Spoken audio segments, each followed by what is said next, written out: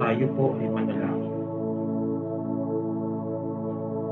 Ama namin mapagmahal, maraming salamat po sa panibagong araw at sa pagkakataon kami ay muling magsama-sama sa aming online class.